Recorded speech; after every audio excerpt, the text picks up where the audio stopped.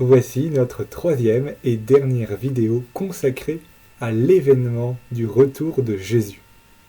Nous regarderons cette fois-ci la question de la destinée particulière, c'est-à-dire qu'est-ce qui va se passer pour chacun de nous personnellement au moment de notre mort. Tout d'abord, notre âme sera séparée de notre corps. C'est quelque chose d'extrêmement violent, car nous ne sommes pas faits pour vivre sans notre corps. C'est la conséquence du péché originel. Mais c'est en même temps une libération, puisque nous ne serons plus marqués par le péché. Durant ce temps qui précède la résurrection, nous serons réduits à notre âme seule. Cela signifie donc qu'il y a en nous quelque chose qui ne peut jamais mourir. Et ça, c'est une bonne nouvelle. Nous entrons alors dans le moment du choix ultime. C'est le dernier instant de notre vie. Il ne sera suivi par aucun autre moment. C'est la fin du temps tel que nous le connaissons aujourd'hui. Dans ce nouvel état, nous n'aurons plus la possibilité de changer d'avis. Donc, c'est important que nous nous soyons bien préparés avant ce moment. Et nous sommes maintenant face à face avec Dieu. Il va réaliser un jugement dans la profondeur de notre être. Dieu va regarder au-delà de nos actes ce qu'il y a vraiment dans notre cœur.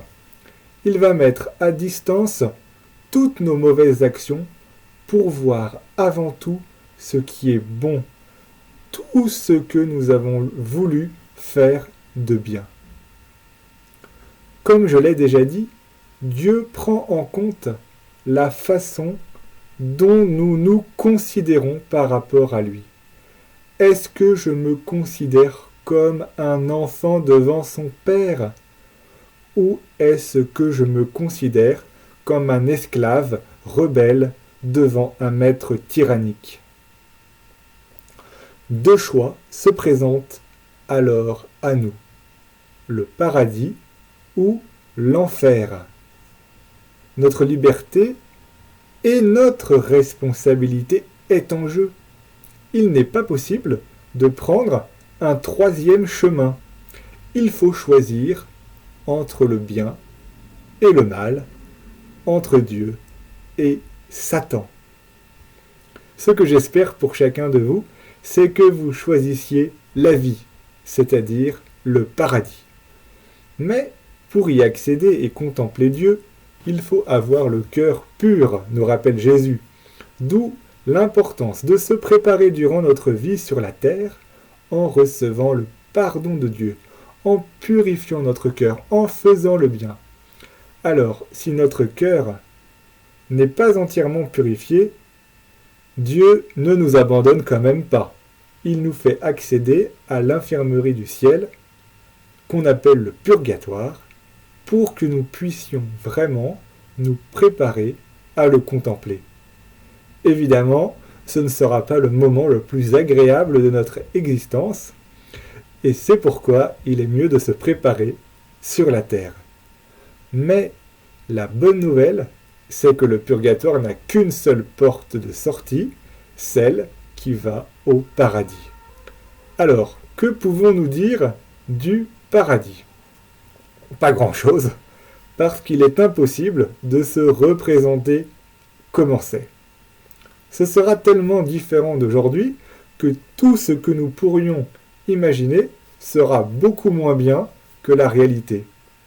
S'il faut donner une définition du paradis, nous pourrions dire que c'est l'état où on voit Dieu, où on vit avec lui. Nous le verrons tel qu'il est et nous le connaîtrons vraiment. Mais c'est dur de dire beaucoup plus de choses sur le paradis. Et enfin, il y a l'enfer, pour ceux qui refusent le pardon de Dieu, ceux qui refusent de le considérer comme un père plein d'amour. L'enfer existe forcément. Sinon, nous ne pourrions pas choisir Dieu, ni faire le bien librement. Mais qu'est-ce que l'enfer? C'est d'abord l'exclusion définitive du royaume de Dieu, la séparation éternelle de Dieu. On peut dire que c'est un état de vie sans vie.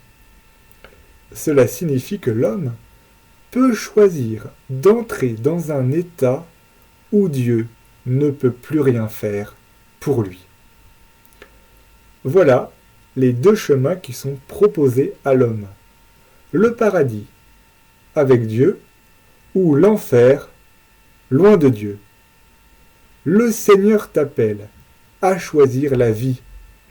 Et toi, que veux-tu ?